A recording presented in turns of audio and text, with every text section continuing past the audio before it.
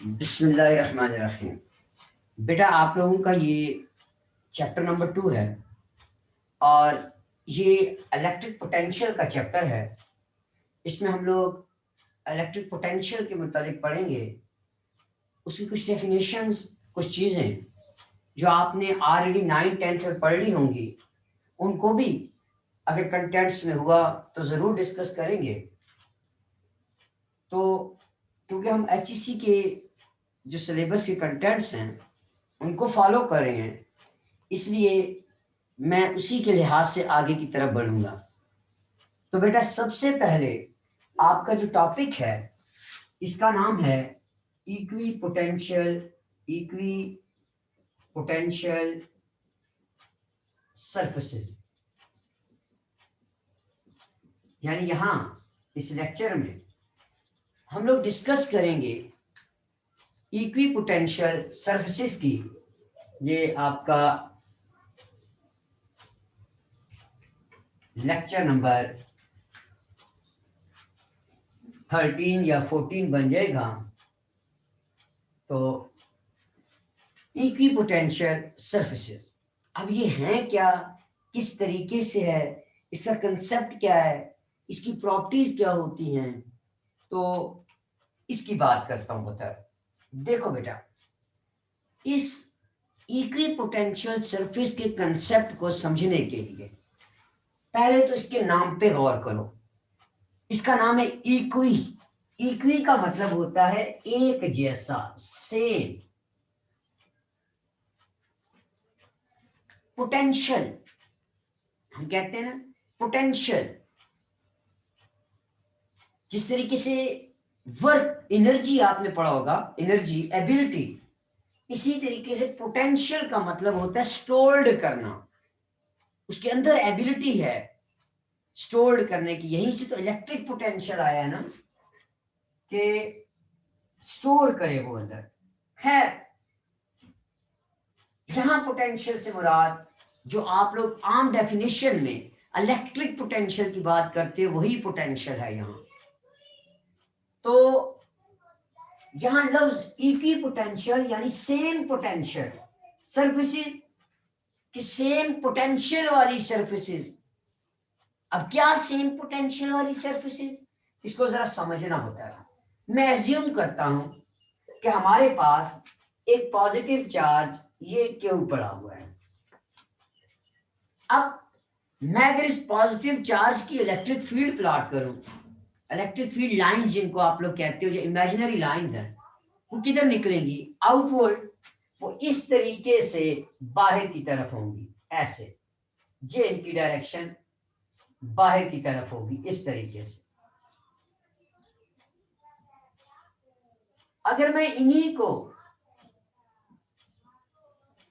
इस तरीके से कह दूं आपको कि ये जो इलेक्ट्रिक फील्ड लाइंस जो निकल रही हैं, इमेजिनरी लाइंस, ये हमारी एक स्फीयर की हैं, एक स्फेरिकल बॉडी है, ऐसे। ये एक स्फीयर है, स्फेरिकल बॉडी। इस स्फेरिकल बॉडी के यहां सेंटर पे ये चार्ज पड़ा हुआ है। तो अब बताओ, क्या यहाँ इलेक्ट्रिक फील्ड कैसी होगी? Uniform, non uniform?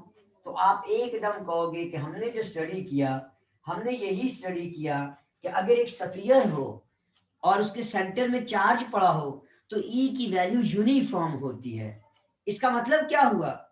इसका मतलब ये हो गया कि ये हर डायरेक्शन में फैल रही हैं और ये एक दूसरे से इक्वल डिस्टेंस पे हैं। तो अब मैं क्या करूं, इसी तरीके से यहां इधर वही स्फीयर बना दूं, या ये पॉइंट एज्यूम कर लूं इनके ऊपर, यहां पॉइंट एज्यूम कर लूं, तो मुझे हर पॉइंट पे सेम इलेक्ट्रिक फील्ड मिलेगी।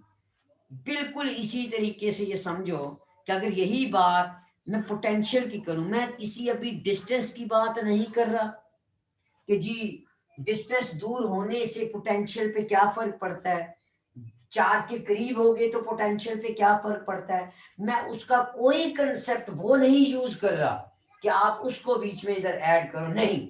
मैं सिर्फ इस सरफेस की बातें कर रहा हूं अभी, बस। मेरा किसी पोटेंशियल को इंक्रीज डिक्रीज करने से, डिस्टेंस से कोई लेना देना भी नहीं है। पता है, आपने जस्ट अभी एज्यूम ये करना है कि एक ये स्फीयर, उसके दूसरा ये स्फीयर, तीसरा स्फीयर, चौथा स्फीयर, नंबर ऑफ आपके पास स्फीयर आ रहे हैं, तो इनकी हर एक सरफेस के ऊपर, हर एक पॉइंट के ऊपर ई की वैल्यू सेम रहेगी।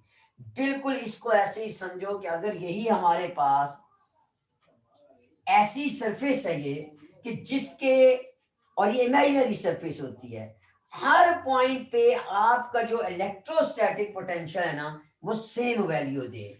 यानी मेरे कहने का मतलब ये है, अगर यहाँ 40 वोल्ट है, तो इसकी इस पॉइंट पे भी 40 वोल्ट, यहाँ भी 40 वोल्ट, इधर भी 40 वोल्ट, इस पॉइंट पे भी 40 वोल्ट, इस पे भी 40 वोल्ट, इस पे भी 40 वोल्ट, इस पे 40 वोल्ट। यानी मेरे कहने का मतलब है, अगर मैं इस स्फीयर को बीच में से बाहर निकालूं, तो ये बॉडी मेरे पास, ये स्फेरिकल, ये जो बॉडी आई, अब इसके इस पॉइंट पे भी 40 वोल्ट है, इस पे भी 40 वोल्ट है, यहाँ भी 40 वोल्ट है, इधर भी 40 वोल्ट, इधर भी। तो पोटेंशियल मेरा क्या होगा, हर एक पॉइंट पे उसकी सरफेस के एक जैसा होगा। लेकिन ये सिर्फ एक सरफेस की बात करूं उधर, इसमें कंफ्यूज नहीं होना। ये ना हो कि आप ये समझो कि सर ये कह रहे हैं कि हर एक सरफेस के ऊपर 40 वोल्ट, नहीं, हर एक सरफेस के ऊपर नहीं, सिर्फ वही जो एक स्फीयर आपने कंसिडर किया है,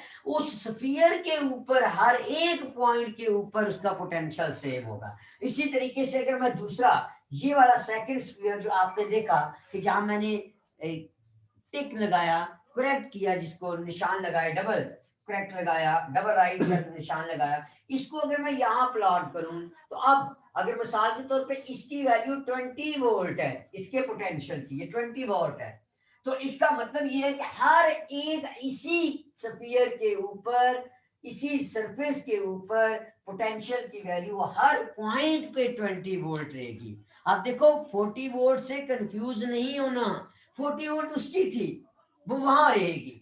इसकी अगर 20 है, ये 20 इसकी सिर्फ सरफेस की बात कर रहा हूं।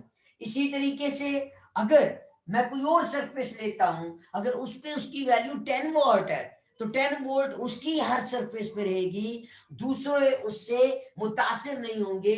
मेरे कहने का मतलब ये हुआ कि सिर्फ उस सरफेस की बात करेंगे, दूसरों की बात नहीं करेंगे। तो ऐसी सरफेसेस कहलाती हैं जिनके ऊपर, ये इमेजिनरी सरफेसेस होती हैं बेटा, ये इमेजिनरी ऐसी सरफेस जिनके हर पॉइंट के ऊपर जो पोटेंशियल आपका है, ये जिसको इलेक्ट्रोस्टैटिक पोटेंशियल आप अपनी जबान में कहते हो, वो क्या हो, सेम हो। इलेक्ट्रोस्टैटिक पोटेंशियल इसलिए बात कर रहा हूं क्योंकि बेटा हम लोग पॉइंट चार्जेस की कंसेप्ट आगे की तरफ लेके जा रहे हैं, हम कूलम्स लॉ को आगे की तरफ लेके जा रहे हैं। और पॉइंट चार्ज का कंसेप्ट आपको पता है कि पॉइंट चार्ज कैसा चार्ज होता है, उसकी सारी प्रॉपर्टीज मैंने आपको बताई थी कि उनके दरमियान में दो चार्जेस हों, उनके दरमियान में कितना डिस्टेंस हो तो वो पॉइंट चार्ज कहलाता है। ये सारी चीजें हम ऑलरेडी डिस्कस कर चुके हैं पुत्र। तो इसलिए हम लोग यहाँ इलेक्ट्रोस्टैटिक पोटेंशियल की बात करें कि हम इसको इक्विलिब्रियम पोजीशन पे रख के लेके जाएंगे इस पूरे चैप्टर में पुत्र। बेशक मूव भी करें, लेकिन इस तरीके से मूव करवाएंगे कि चेंजिंग ना आए, उसके अंदर एक्सेलरेशन ना पैदा हो चार्ज के अंदर। तो अब मैं इसकी डेफिनेशन करता हूं। उम्मीद है कि अब कंसेप्ट इक्वी पोटेंशियल सरफेसेस का आपको समझ आ गया होगा कि इक्वी पोटेंशियल सरफेस अगर मैं बात करूं, अगर मैं सरफेसेस की ना, क्योंकि यहाँ सरफेसेस लिख दिया तो मैं 3-4 सरफेसेस प्लॉट कर दिए, तो इक्वी पोटेंशियल सरफेस की अगर मैं बात करूं, तो इक्वी पोटेंशियल सरफेस आपके पास ऐसी इमेजिनरी सरफेस है जिसमें हर एक पॉइंट के ऊपर आपके पोटेंशियल की, यानी इलेक्ट्रोस्टैटिक पोटेंशियल की वैल्यू जो होती है वो सेम होती है, वो चेंज नहीं होती। यानी ये जो मैंने अभी इक्विपोटेंशियल सरफेस बनाई है, ये due to a point charge भी आप लोग कह सकते हो इसको। तो ये यानी कि एक पॉजिटिव चार्ज हमने क्या किया है, एक इनक्लोज कर दिया है, तो उसके गिर्द मैंने क्या किया है, कई इक्विपोटेंशियल सरफेसेस बना दिए। इसी तरीके से आपके पास इक्विपोटेंशियल सरफेसेस आपने बहुत पढ़ी, आपने अपने पिछले चैप्टर में आपने देखा लाइन चार्ज डिस्ट्रीब्यूशन थी आपके पास, तो आपने देखा वहां कि इस लाइन में इस तरीके से चार्ज अगर पड़े हैं तो हम लोगों ने सिमेट्री गाउस लॉ जो यूज किया था, अगर आपको याद हो, तो वो जो है अब यहाँ इक्विपोटेंशियल सरफेस क्या हो, इक्विपोटेंशियल का यही मतलब है कि ये देखो यहाँ आपने क्या किया, वहां आपने, आपको अगर याद हो, आपने इस तरीके से एक सिलेंडर वहां प्लॉट कर दिया जिसका डिस्टेंस जो है वो क्या था, वो दोनों तरफ इक्वल था। तो अब ये जो सरफेस कहलाएगी ये आपकी इक्विपोटेंशियल सरफेस कहलाएगी। इसी तरीके से अगर इसके दरमियान की बात यहाँ करूं तो यहाँ आप लोग और इक्विपोटेंशियल सरफेस बना सकते हो। तो कई आप लोग क्या कर सकते हो, इसमें इक्विपोटेंशियल सरफेसेस बना सकते हो यहाँ। तो इक्विपोटेंशियल सरफेसेस जस्ट क्या कैसी सरफेसेस हैं, ऐसी सरफेसेस जिनके, ऐसी इमेजिनरी सरफेसेस हैं, इमेजिनरी क्योंकि electric field lines imaginary line है, हम देखी नहीं, हमने एज्यूम की है, हमने प्लॉट किया उसको बस। तो इक्विपोटेंशियल सरफेसेस ऐसी आपके पास इमेजिनरी सरफेसेस हैं जिसपे हर एक पॉइंट पे आपके पोटेंशियल की वैल्यू जो होती है वो सेम रहती है। ऐसी सरफेसेस को आप लोग नाम देते हो इक्विपोटेंशियल सरफेसेस। तो मैं इसको डिफाइन कर देता हूँ, इसको लिख देता हूँ कि आपके पास जो इक्विपोटेंशियल सरफेसेस हैं ये कैसी सर्विसेज हैं, इसको पहले डिफाइन करता हूँ, फिर इसकी प्रॉपर्टीज को एक्सप्लेन करता हूँ, फिर आगे की तरफ हम लोग बढ़ते हैं कि आपके पास ये कैसे हैं। तो सबसे पहले इसकी डेफिनेशन, तो equipotential surfaces, equipotential surface is that imaginary surface, is that imaginary surface, ये ऐसी imaginary surface है in which at every point the value of the electric potential oblique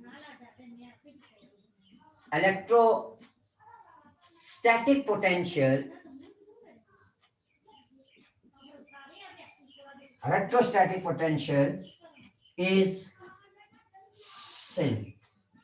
ये डेफिनेशन होगी कि ये आपके पास ऐसी इमेजिनरी सरफेस है बेटा कि जिसके हर एक पॉइंट पे इलेक्ट्रिक पोटेंशियल की वैल्यू सेम रहती है। और अगर एग्जांपल्स मैंने आपको डायग्राम पहले भी बना दी कि एग्जांपल्स में क्या है कि आपने कहा कि आपके पास एक पॉजिटिव चार्ज है, तो पॉजिटिव चार्ज एक स्फेरिकल, ये एक बॉडी, ये स्फीयर, इसके अंदर यहाँ पॉजिटिव चार्ज, तो इसकी इलेक्ट्रिक फील्ड लाइन मैंने पहले ही बना दी कि इस तरीके से ये आउटवर्ड हो गई, ये जो स्फेरिकल चार्ज डिस्ट्रीब्यूशन जैसे आप लोग कहते हो ये होगी। इसी तरीके से एक और यहाँ सरफेस बना दूं, यहाँ बना दूं, तो ये जो सरफेस है, ये जो दूसरी सरफेस है, ये हर पॉइंट पे पोटेंशियल की वैल्यू सेम, लेकिन हर एक सरफेस की बात कर रहा हूं मैं, सारी सरफेसेस पे सेम नहीं कह रहा। मेरे कहने का मतलब ये है कि अगर यहाँ 40 वोल्ट इधर है तो ये सिर्फ इस सरफेस के ऊपर 40 वोल्ट है, इसका ताल्लुक इससे हरगिज नहीं। मैंने अभी ये भी नहीं कहा कि डिस्टेंस ज्यादा हो कम हो, मैंने कोई रिलेशन नहीं बताया पुत्र अभी। तो इस ये 40 अगर वोल्ट है तो ये 40 वोल्ट दूसरा नहीं होगा, ये हो सकता है ये 30 वोल्ट हो।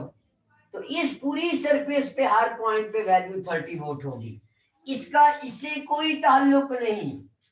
इसी तरीके से ये है, ये 10 वोल्ट अगर है तो इस पूरी, ये जो पूरी सरफेस है इस पे वोल्टेज की वैल्यू यानी पोटेंशियल की वैल्यू कितनी हो, आपके पास पोटेंशियल सिर्फ 10 वोल्ट होगा। तो ये ऐसी सरफेस कहते हैं, ये जो एक सरफेस 10 वोल्ट वाली बनी इक्विपोटेंशियल सरफेस, ये 30 वोल्ट वाली बनी इक्विपोटेंशियल सरफेस, 40 वोल्ट वाली पूरी सरफेस जो 40 वोल्ट जो है ये इक्विपोटेंशियल है। ये नहीं कि इसको भी कहो इसको भी, ये दोनों मिला के हैं दोनों इक्विपोटेंशियल सरफेसेस, लेकिन दोनों में वोल्टेज डिफरेंट है, यानी पोटेंशियल जिसको आप लोग कह रहे हो वो दोनों का डिफरेंट होगा, वो एक जैसा नहीं होगा। वो बात की बात कि डिस्टेंस पे किस तरीके से डिपेंड, वो बात की बातें करो। लेकिन मेरे कहने का मतलब ये हुआ कि हर एक की वैल्यू यहाँ आप देखोगे उस सरफेस पे आपको हर सरफेस की वैल्यू एक अपनी सेम मिलेगी।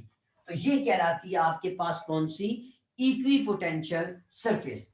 अब इसी इक्वी पोटेंशियल सरफेसेस की कुछ प्रॉपर्टीज होती हैं, बड़ी इंपॉर्टेंट प्रॉपर्टीज होती हैं, कि क्योंकि हम लोग इसको जब भी यूज करते हैं तो हम अपनी जो हमने इलेक्ट्रिक फील्ड का जो पोर्शन पढ़ा या जो अभी पढ़ेंगे, तो वहां हमारा ताल्लुक ज्यादातर बीच में इक्वी पोटेंशियल सरफेसेस के साथ ही होगा। तो लेकिन इसकी एक अपनी प्रॉपर्टीज होती हैं। अब इनकी अपनी क्या प्रॉपर्टीज हैं, चार पांच इसकी बहुत इंपॉर्टेंट प्रॉपर्टीज हैं इक्वी पोटेंशियल सरफेसेस की। उनमें सबसे पहली देखो, इक्वी पोटेंशियल सरफेस, हर एक पॉइंट पे पोटेंशियल सेम, तो इसका मतलब है पोटेंशियल डिफरेंस फिर कितना हो जाएगा, पोटेंशियल डिफरेंस कितना हो जाएगा, यानी दो पॉइंट्स के दरमियान जो पोटेंशियल का डिफरेंस है। अगर मैं कहूं ये वी ए है, ये वी बी है दूसरे पॉइंट पे, तो इन दोनों का अगर मैं डिफरेंस निकालूं, मतलब ये एक बॉडी है मेरे पास, ये एक बॉडी है, तो इस बॉडी पे ये एक पॉइंट है, इसका पोटेंशियल वी ए है, इसका पोटेंशियल वी बी है। मुझे क्या करना है, पोटेंशियल डिफरेंस निकालना है। बेशक इसको मैं V B minus V A लिखूं या V A minus V B कर दूं, खैर पोटेंशियल डिफरेंस, तो पोटेंशियल डिफरेंस यही होता है ना, डेल्टा वी, आप लोग पहले पढ़ के आए हो पुत्र।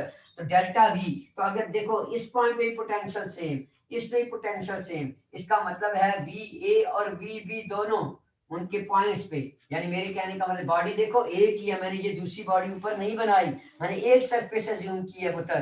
तो ये देखो इसकी वैल्यू भी वही, इसकी वैल्यू भी वही, मिसाल की तो भी ये 4 है तो ये भी 4 है, तो 4 में से 4 गया, कितना आंसर आ गया, 0। तो इसका मतलब क्या हो गया कि इक्वी पोटेंशियल सरफेसेस में जो पोटेंशियल डिफरेंस होता है वो हमेशा उसका क्या होता है, वो 0 होता है पुत्र। यही इक्वी पोटेंशियल सरफेस की एक ब्यूटी है और यही इक्वी पोटेंशियल सरफेस की प्रॉपर्टी भी कहलाती है पुत्र। तो अब मैं इनकी प्रॉपर्टीज पे आ रहा हूँ। ये तो मैंने जस्ट आपको equipotential surfaces according to आप लोग जो डेफिनेशन पढ़ते हो इलेक्ट्रिक पोटेंशियल की, उससे मैंने आपको बताया। तो सबसे पहले अब मैं प्रॉपर्टीज की बात करूं, प्रॉपर्टीज या जिनको आप लोग क्या कहते हो, characteristics, characteristics of equi potential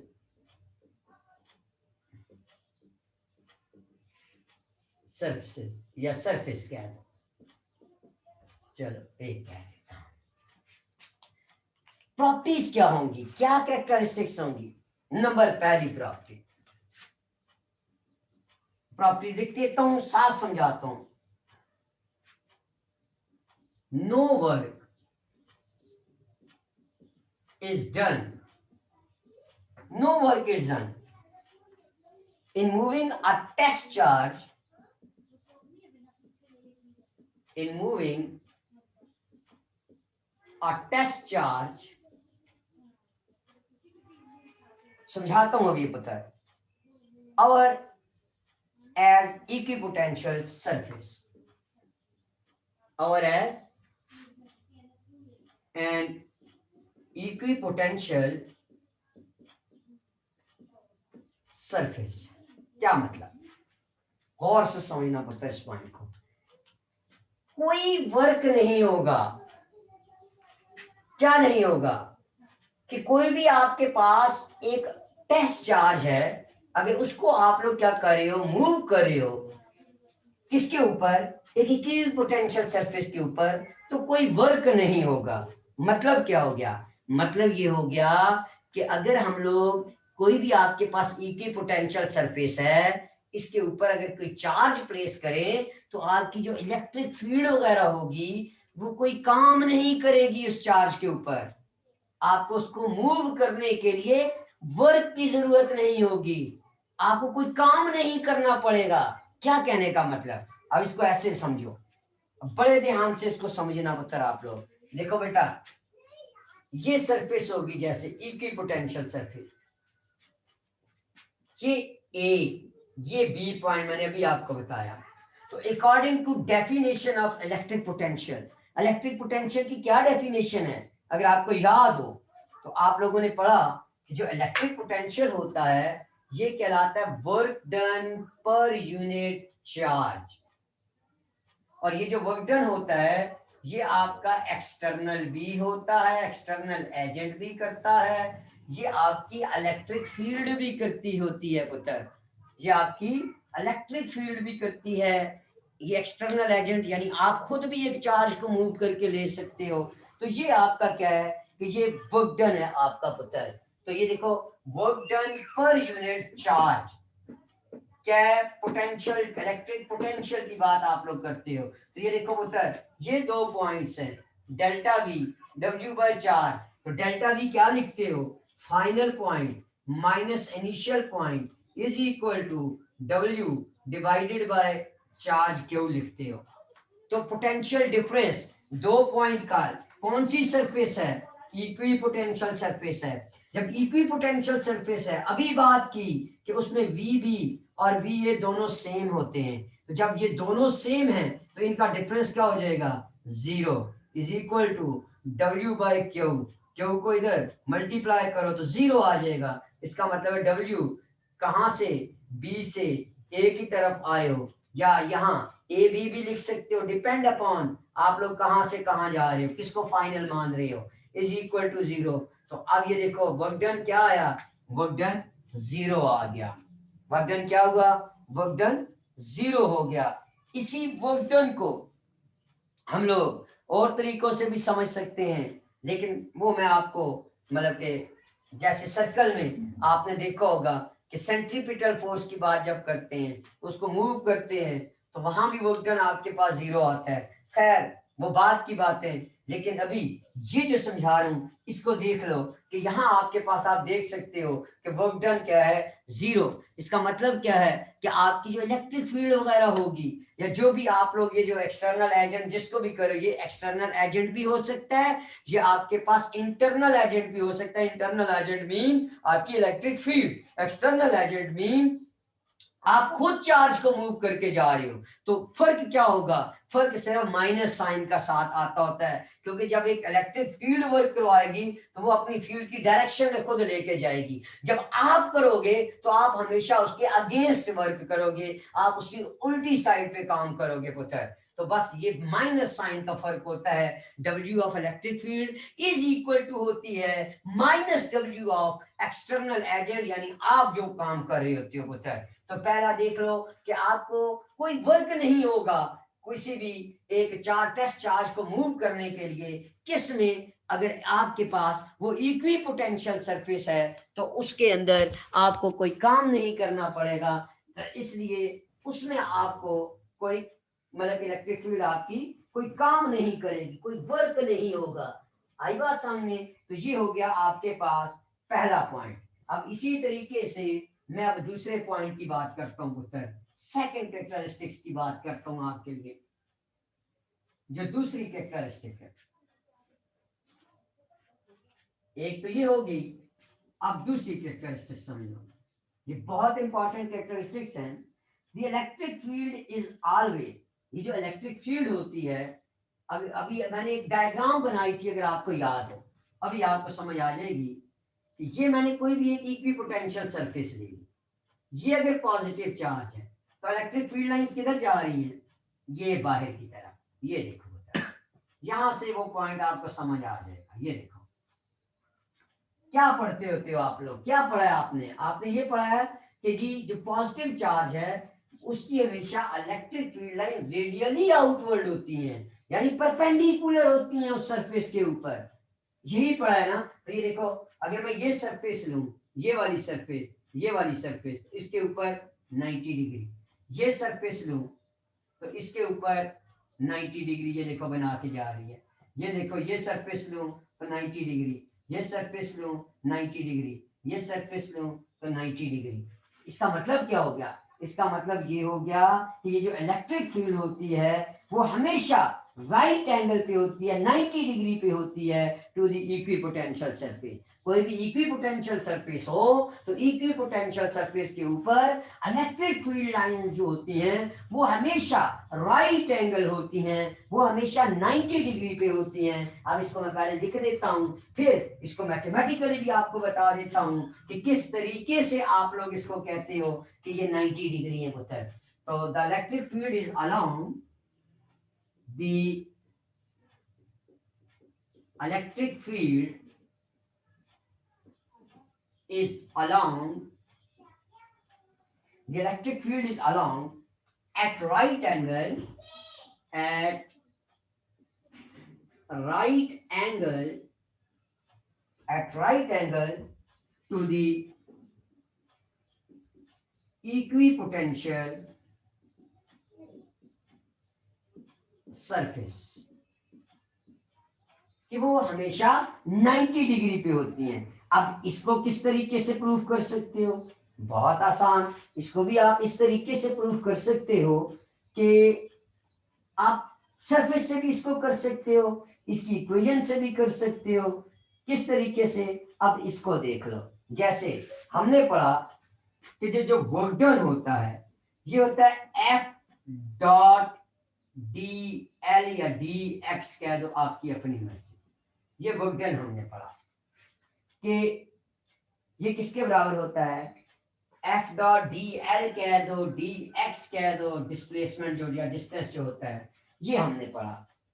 क्योंकि हम यहां एज्यूम करते हैं, आप इसको पॉइंट चार्ज या छोटे स्टेप में भी ले सकते हो, आप इसको इस तरीके से डायरेक्ट भी कह सकते हो। ये आप तक कि आप इसको किस तरीके से कहो, ये आपका क्या पता है कि आप इसको डी डब्ल्यू से रिप्रेजेंट करना चाहो, फिर आपकी मर्जी। आप इसको डब्ल्यू से रिप्रेजेंट करना चाहो, फिर आपकी मर्जी। अगर मैं इसको, क्योंकि यहाँ मैं स्मॉल डिस्प्लेसमेंट ले रहा हूँ डी एक्स, इसीलिए मैं यहाँ डी डब्ल्यू कह देता हूँ।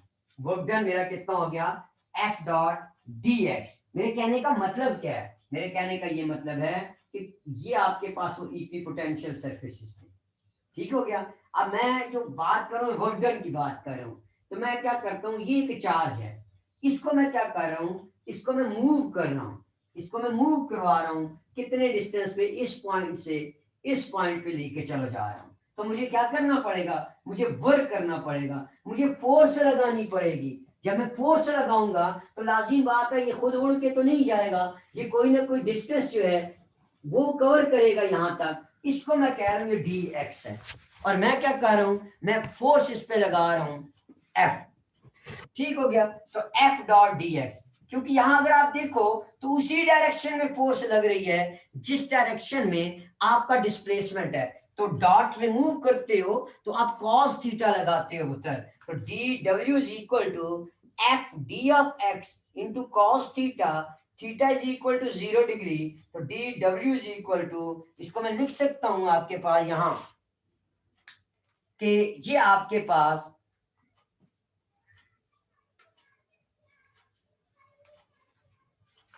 यहां cos 0 E F D x भी लिख सकता हूँ, cos थीटा भी लिख सकता हूँ, आपकी अपनी मर्जी। अभी इसको मतलब कि प्रूव करना चाहते हो या अभी थीटे की वैल्यू पुट करना चाहते हो फिर ठीक, नहीं तो बाद में भी कर सकते हो। लेकिन क्योंकि मैं यहाँ राइट एंगल समझाना चाह रहा हूँ तो इसलिए मैं उस पर आता हूँ कि मैं अभी थीटे को वहां एक दफ मतलब कि उसको अभी नहीं एक्सप्लेन करता। फिर चलो इसको ऐसे कर दो। तो डी डब्ल्यू एफ, क्योंकि इसको मैं अज्यूम करता हूं कि ये मेरी इलेक्ट्रिक फील्ड है। तो इलेक्ट्रिक फील्ड अगर आपको याद हो E इज इक्वल टू होती है फोर्स पर यूनिट चार्ज कहते हो पुत्र आप लोग। E की वैल्यू अगर देखो तो फोर्स पर यूनिट चार्ज होती है। तो आप F की वैल्यू को क्या करो, निकालो यहां से। तो मैं इसको लिख सकता हूँ Q E into d x into cos of theta कह दूं। तो Q E D x into cos of theta मैंने कह दिया। तो ये मेरे पास क्या हो गई, ये मेरे पास इक्वेशन नंबर, अगर मैं इसको 1 का नाम दे दूं। सिमिलरली हमें पता है कि इलेक्ट्रिक पोटेंशियल जो होता है वो होता है work done per unit charge. तो मैं आप इसको भी उसी, क्योंकि डी में मैं लिख रहा हूं इसीलिए इसको डी वी, इसको डी डब्ल्यू कह देता हूं। तो डी डब्ल्यू अगर मैं निकालूं तो ये क्या रहेगा, Q into D into V आ जाएगा। ठीक हो गया? तो क्योंकि इक्विपोटेंशियल सरफेस है ना आपके पास, तो जब इक्विपोटेंशियल सरफेस है तो इसका मतलब है डी वी आपका क्या हो जाएगा, चेंज पोटेंशियल के अंदर 0 हो जाएगी। तो D W is equal to आपके पास डी क्यू वी, ये जो है ये 0 आ जाएगा। ये इक्वेशन नंबर 2 होगी। इधर भी डी डब्ल्यू, इधर भी डी डब्ल्यू, दोनों को कंपेयर करो तो देखो Q E into d x cos of theta is equal to 0। तो ये देखो, अब ये टर्म उधर गई तो ये 0 हो गई, तो cos of theta is equal to 0। तो कॉज थीटा 0, कॉस 0 किस पॉइंट पे वैल्यू देता है? जब हम लोग कहते हैं थीटा 90 डिग्री होता है तो कॉस हमें 0 वैल्यू देता है। तो इसका मतलब ये हो गया कि आप कह सकते हो यहाँ एंगल के लिहाज से कि आपके पास ये परपेंडिकुलर डायरेक्शन होती है ई की पुत्र। इस तरीके से भी कह सकते हो। अगर आप एक्सटर्नल वर्क की बात करते हो तो आप यहाँ माइनस साइन भी लगा सकते हो। मैंने मैग्नीट्यूड लिया है, मैंने कोई माइनस साइन नहीं यूज किया। आप इस तरीके से भी आगे इसको लेके जा सकते हो। अगर आप यहाँ cos थीटा नहीं ओपन करना चाहते तो आप इसको ऐसे भी लेके जा सकते हो कि ये देखो, मैं यहाँ लिख देता हूँ वो दूसरा तरीका भी, ताकि आपको वो भी कंफ्यूजन ना रहे कि आप लोग जो लिखते हो WAB क्या होता है, Q डॉट, या डायरेक्ट अगर लिखूं ये चलो F dot D of L कह दो या DX कह दो। WAB इज इक्वल टू, यहां से F की जगह मैं वही Q into E dot DL put कर देता हूं।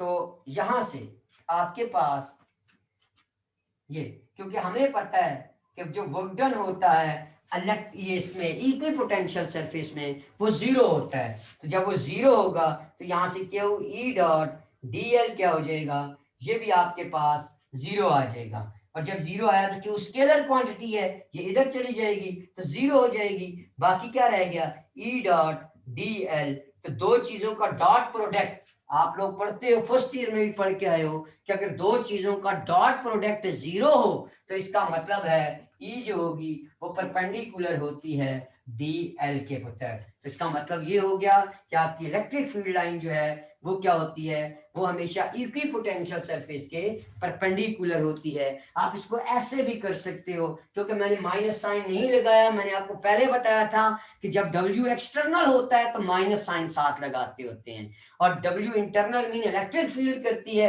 तो हम माइनस साइन उसमें नहीं लगाते, उसको पॉजिटिव ट्रीट करते होते हैं, जो हमने एक क्राइटेरिया बनाया हुआ है पुत्र। तो यहाँ मैंने मैग्नीट्यूड के विद रिस्पेक्ट टू इसकी बात की है। तो दो प्रॉपर्टीज आपने पढ़ ली, एक वर्क डन 0 और दूसरी प्रॉपर्टी आपने पढ़ी कि इलेक्ट्रिक फील्ड लाइंस की जो डायरेक्शन होती है इक्वी पोटेंशियल सरफेसेस में वो हमेशा क्या होती है, वो हमेशा परपेंडिकुलर होती है, वो 90 डिग्री बनाती है पुत्र।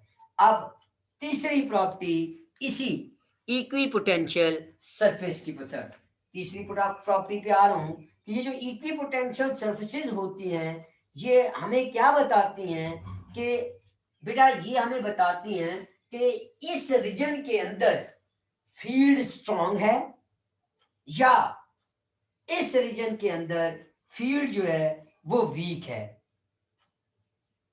आई बात समझ में? तो ये डिस्टिंग्विश करना सिखाती हैं उस रीजन के अंदर स्ट्रांग फील्ड और वीक फील्ड को होता है, इन दोनों को ये डिस्टिंग्विश करना सिखाती हैं हमें। कैसे बताता हूं पुत्र अभी। द इक्विपोटेंशियल सरफेसेस, या इसको ऐसे भी कहते हैं कि ये जो इक्विपोटेंशियल सरफेसेस होती हैं ये आपके पास ये स्ट्रॉन्ग से लेकर यानी स्ट्रॉन्गर टू वीकर की तरफ जाती होती हैं। ये भी आप लोग कह सकते हो, यानी हायर से लोअर की तरफ आपका पोटेंशियल जो होता है ये आपके पास, या आप ये भी कह सकते हो कि ये इक्विपोटेंशियल सरफेसेस जो होती हैं इनमें जहां आपकी ई की वैल्यू स्ट्रांग होती है वहीं आपके पास जो वी है ये भी क्या होता है, आपके पास स्ट्रांग ही होता है। तो ये स्ट्रांगर टू वीकर की तरफ लेके जाती है, ये भी कह सकते हो। या ये डिस्टिंग्विश करना सिखाती है रीजन्स को, जो आप लोग स्ट्रांगर और वीकर फील्ड का जो कंसेप्ट पढ़ते हो इनको। The equipotential surfaces helps to the equipotential surfaces helps to distinguish regions of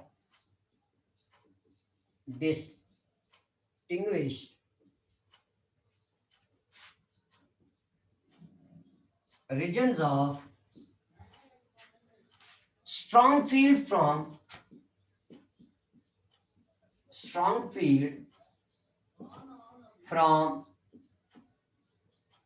those of weak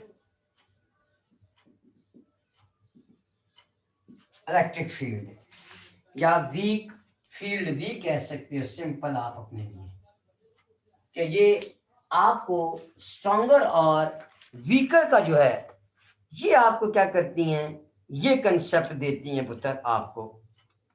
और इसको किस तरीके से समझोगे अब मैं अभी उसको भी एक्सप्लेन करता हूं।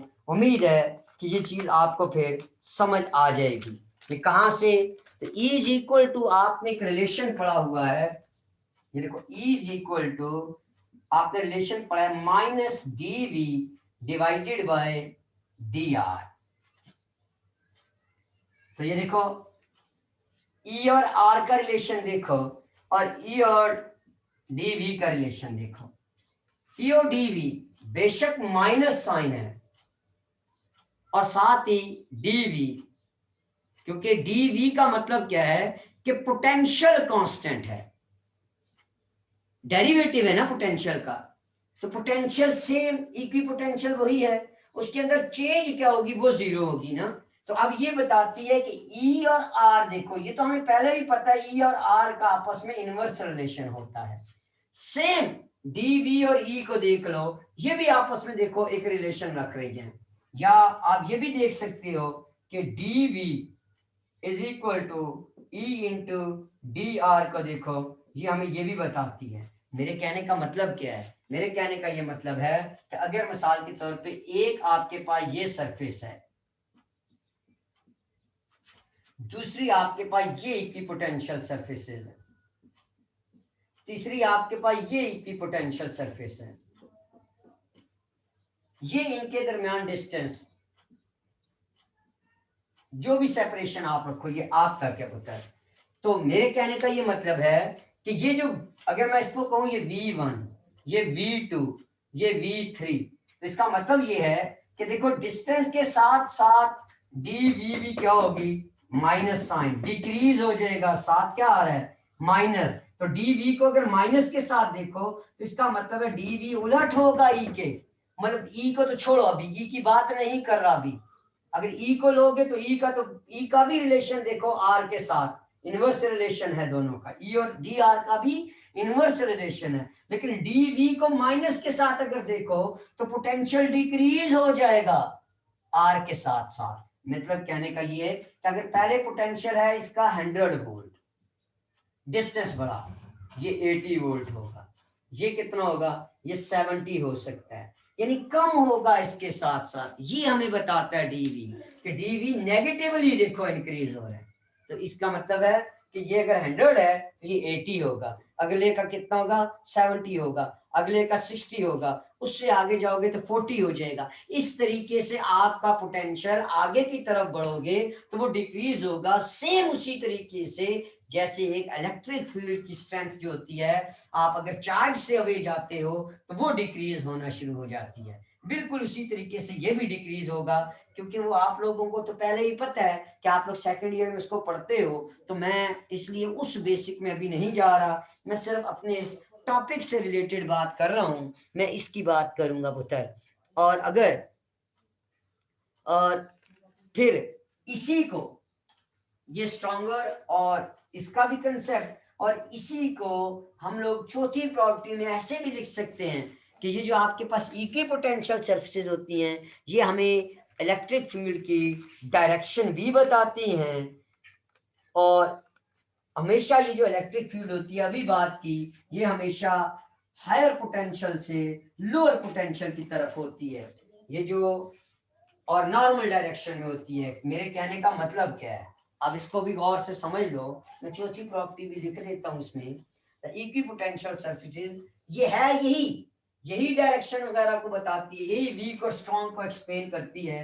लेकिन इसी को आप ऐसे कह लो, अभी क्लियर हो जाएगी। फिर मैं जो एग्जांपल दूंगा उस एग्जांपल से आप लोग इसको ज्यादा समझ सकोगे।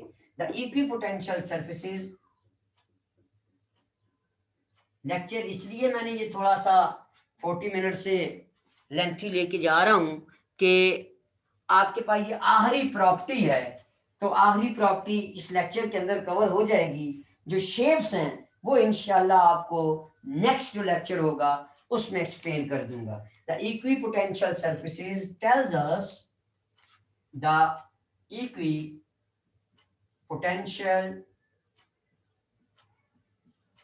सरफेसेस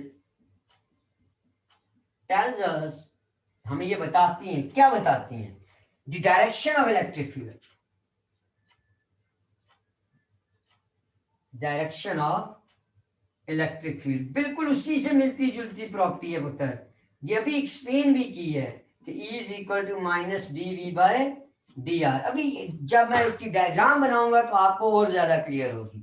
यानी इसका मतलब क्या है, ये हमें पता है कि ये चीज क्या है, ये कांस्टेंट है, पोटेंशियल इसका कांस्टेंट है।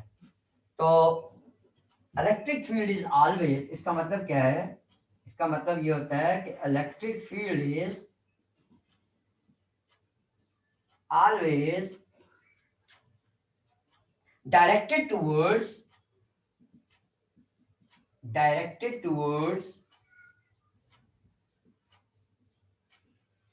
higher potential to lower potential। और होती क्या है, नॉर्मल डायरेक्शन में। ये हम पहले भी कह चुके हैं। ये क्या चीज, कैसे कहा, ये देखो पुत्र, मिसाल के तौर पे ये सूरज है, तो सूरज से हम तक रोशनी पहुंच रही है, वेव्स की सूरत में आ रही है, लाइट जिसको आप लोग कह रही हो, रेज जिनको कहती हो। हालांकि क्या है ये, इसको ऐसे ही समझो कि यहां सूरज पड़ा हुआ है या चांद है आपका, ये सूरज पड़ा हुआ है आपका दरमियान में, स्फेरिकल सरफेस अज्यूम करते हैं।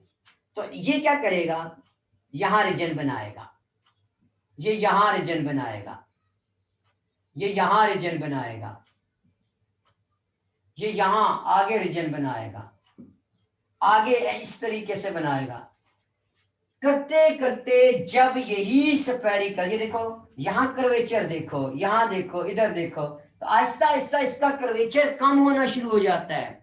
जितना ये डिस्टेंस कवर करता है, तो आप देखते हो कि ये जब हम तक पहुंचता है तो एंड पे ऐसी प्लेन वेव्स की सूरत में हम तक आती है। क्यों, डिस्टेंस जो इतना बढ़ जाता है, तो वो स्फेरिकल सिमेट्री नहीं रहती उसकी फिर, तो वो क्या होती है, वो प्लेन वेव की सूरत में आगे की तरफ आ जाती है हम तक, अगर हम लोग इसको डिस्टेंस को इनफाइनाइट कर दें पुत्र। तो हम तक वो क्या होगा, वो आपके पास अगर डिस्टेंस लार्ज हो जाए तो प्लेन वेव की सूरत में हम तक हम पढ़ते हैं इसको, ऑलरेडी आपने फर्स्ट ईयर में भी ये कंसेप्ट पढ़ा हुआ है उसी वेव में। तो आप अगर आप देखो तो ये सारी क्या है, ये सारी आपके पास इक्विपोटेंशियल्स ही है ना, ये सारी क्या है, इक्विपोटेंशियल्स है। मैंने सरफेसेस का नाम खत्म किया, तो ये इक्विपोटेंशियल्स है ना, कि ये क्या है, एक सरफेस, ये भी इक्विपोटेंशियल, ये भी इक्विपोटेंशियल, ये भी इक्विपोटेंशियल, ये भी इक्विपोटेंशियल। तो जैसे जैसे डिस्टेंस बढ़ रहा है तो आप देखो उसकी स्ट्रेंथ क्या हो रही है, कम हो रही है, वो प्लेन वेव की सूरत में हम तक पहुंच रही है। या जिस तरीके से आप कहते हो कि ये एक चार्ज है, तो इलेक्ट्रिक फील्ड लाइंस अगर मैं इधर प्लॉट करूं तो आप इस तरीके से, ऐसे इस तरीके से ये इलेक्ट्रिक फील्ड लाइन उस पॉजिटिव चार्ज की बनाते हो ना। तो देखो अगर मैं यहाँ काउंट करूं इसके करीब, तो ये देखो ये एक मैंने क्या किया, यूनिट एरिया रखा, तो यहाँ कितनी लाइनें पास करी, एक दो। सेम इसी को अगर मैं यहाँ रख दूं तो कितनी लाइनें पास करी हैं, कुछ भी नहीं है। इसका मतलब है कि इधर इलेक्ट्रिक फील्ड की स्ट्रेंथ ग्रेटर है, इधर क्या है, वीकर है। सेम यही कंसेप्ट हम लोग अगर यहाँ करें, इधर करें, इधर, तो ये देखो, तो ये पोटेंशियल पे भी लगेगा। तो यहाँ अगर पोटेंशियल जो है आपका वो ज्यादा स्ट्रॉन्गर होता है करीब, क्योंकि अकॉर्डिंग टू फार्मूला पुत्र आप लोग इसके बाद हम देखेंगे, इसके फार्मूला से भी आपको पता है कि v इज इक्वल टू के क्यू बाई आर, जिसको आप लोग कहते हो। तो यहाँ स्ट्रॉन्गर है, यहाँ इलेक्ट्रिक फील्ड स्ट्रॉन्गर है, यहाँ स्ट्रॉन्गर है, इधर इलेक्ट्रिक फील्ड स्ट्रॉन्गर है, अब वीक होना शुरू हो जाएगी। तो क्या कहा कि इलेक्ट्रिक फील्ड क्या होगी, ये डायरेक्टेड टूवर्ड्स होगी, कहां से, हायर पोटेंशियल से lower potential. Electric field line तो ऐसी बाहर की तरफ जाएगी, लेकिन यहाँ पोटेंशियल की वैल्यू देखो तो स्ट्रॉन्गर है, इधर और वीकर, फिर वीकर वीकर, तो ये हायर पोटेंशियल से लोअर पोटेंशियल की तरफ आपकी ई की डायरेक्शन। लेकिन हमने कहा कि वो होती क्या है, हमेशा इस तरीके से वो परपेंडिकुलर ही प्लॉट करके जा रही होती है। तो ये प्रॉपर्टीज है पुत्र आपके पास एक इक्वी पोटेंशियल सरफेस की, ये कैरेक्टरिस्टिक्स हैं जो मेन स्टडी करते हैं। अब जो नेक्स्ट लेक्चर होगा इसमें इंशाल्लाह मैं शेप्स की बात करूंगा कि हम लोग इक्विपोटेंशियल सरफेसेस को किन किन शेप्स में आप लोग इनको प्लॉट कर सकते हो। 5-6 शेप्स हैं, तो उनकी बात करूंगा, क्योंकि लेक्चर वैसे तो 5-10 मिनट का और लेक्चर है, लेकिन आप लोग कहते हो कि नहीं हमारा लेक्चर 40 मिनट्स का होना चाहिए, तो इसलिए मैं इसको यही खत्म करता हूँ। इंशाल्लाह नेक्स्ट लेक्चर में आपको शेप्स का लेक्चर जो है वो अलहदा बना दूंगा, फिर हम आगे की तरफ बढ़ेंगे। इसमें अगर कोई भी मसला हो तो आप जरूर पूछना पुत्र। ठीक है पुत्र, अल्लाह हाफिज।